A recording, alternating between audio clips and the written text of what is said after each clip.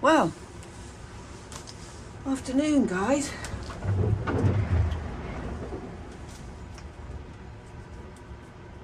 Oh, there's the water butt between the greenhouses just gone over. We're having a lovely, lovely day. Not here. I'm so glad that we didn't go to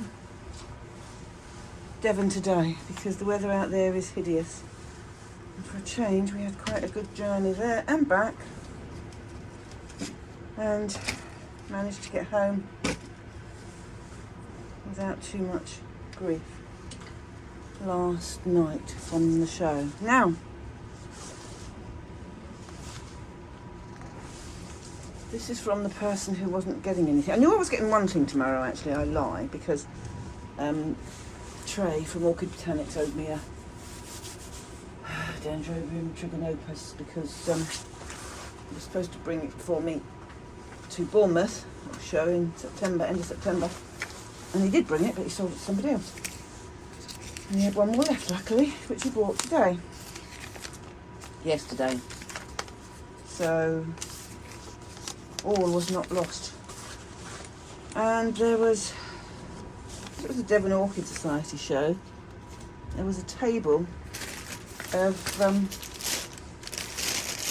members' plants for sale.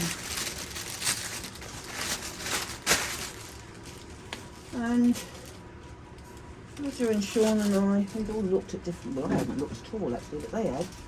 And then I was looking at what Sean had and saw this frag which he'd seen and saw the name of it and thought, I recognise that name. I've had that hybrid before.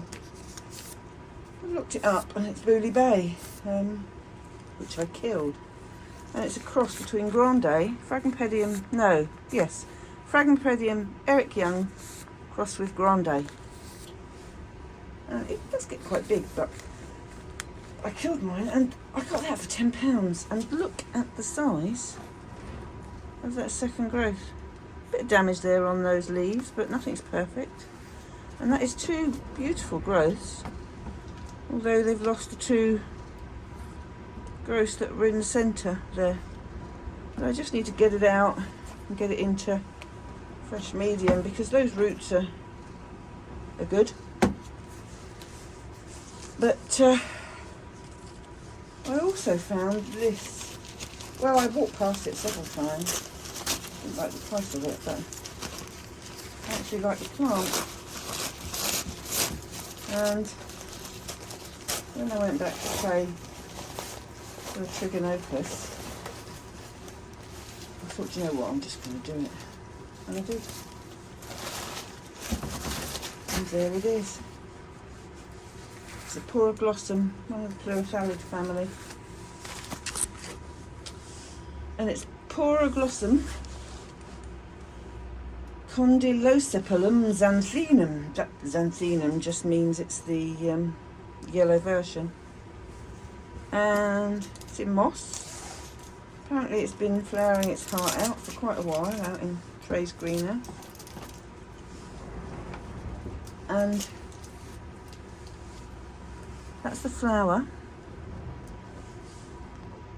It's on it, left on it. It's not open yet. Should open. There you go. You can see which way it's going to open. There.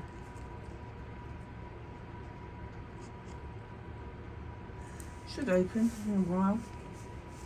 Looks like it's going to be the last. Well, it would if I hadn't just knocked the flower top off. That was obviously a step too far, wasn't it? But that's quite plain yellow, but it's fine because it's got to be settled down now. It's a really nice. I like Poroglossums. They flower forever. This one's found in Ecuador, and it likes to grow intermediate, so it can stay in this part of the greenhouse. Grows in sphagnum, but likes to be very wet. I think Trey kept it sat in water because that's comes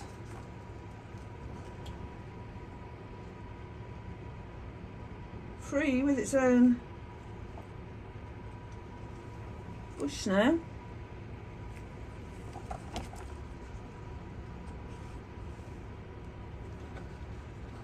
which we don't want. I can have those of my own that I'm trying to get rid of. It likes to be a moderate shade, and it inhabits really wet forests. But it does like a lot of air movement. And Trey grew it sitting in water. I don't think I'm going to do that. It's a good plant to go in a terrarium apparently as well, which is a good job too, because that's the next project. Needs good humidity, and important to have a difference between day and night temperature, but there's so many of our plants that need that. But whether this, it looks as though it flowers more than once on the spikes. Now this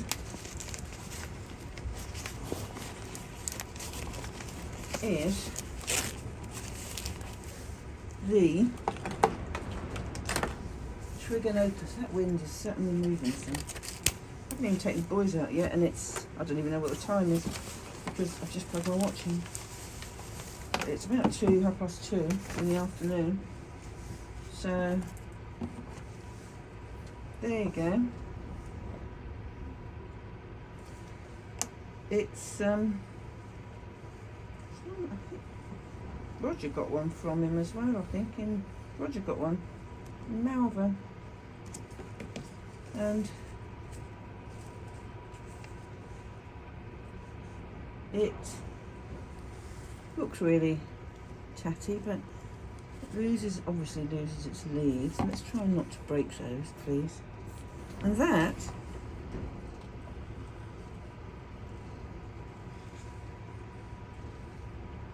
looks to me to be flower spikes. Doesn't look like Kiki's. And there's one there as well. So that's what I knew I was coming back with, but that itself is found in Thailand, Laos, Myanmar, Vietnam, southwest China. Like semi-shade, it's a small growing plant, miniature growing plant, like a bit like what is that one? Orchids. And hot to cool growing, so I'm going to keep it intermediate. Mounted on sphagnum. It just doesn't look as though he's got roots attached yet to that bit of bark, but hopefully it's got it in the Welsh moss, so I think it'll do well. It is known, believe it or not, as the triangular column foot dendrobium because of the shape of the, I suppose because they think these look like columns, and when you think about it, they do. Mostly it flowers on the leafless stems, and I would imagine it's one that puts growth up each year with leaves, and then by the end of the year, going into the winter, they leave them. The flowers are bright yellow, and they are very, very long lasting, and needs to be drier in winter, but you need to keep it ticking over. And another one that needs difference between day and night temperature. So I need something to keep that there, otherwise it's just going to fall off. But this wind is just getting a bit horrendous, or even horrendous, or hideous. Let's take our pick, whichever we want to say. But yeah, that's all I came back with, so I thought I'd share that with you. As I haven't made a video for a while, and I'm just going to do some filming for some flowers that we've got out here. Now that I've got stuck into it again. So, still having trouble with bugs. Not bugs so much as snails and slugs. But I'm hoping we are winning that battle. No, I don't think we'll ever win that battle, but I think we're in a better position than we were before. So That frag I need to put in the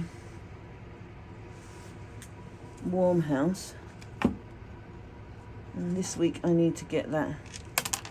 Oh, I don't think he's got it. He's got it in a very different mix. I plan on putting it in rock wool. Oh, he's got a bit of rock wool down there. Rock wool and the stones. Oh, the stuff you use for barbecues, which I can never remember the name of, the pink stones. But this is what I'm looking forward to.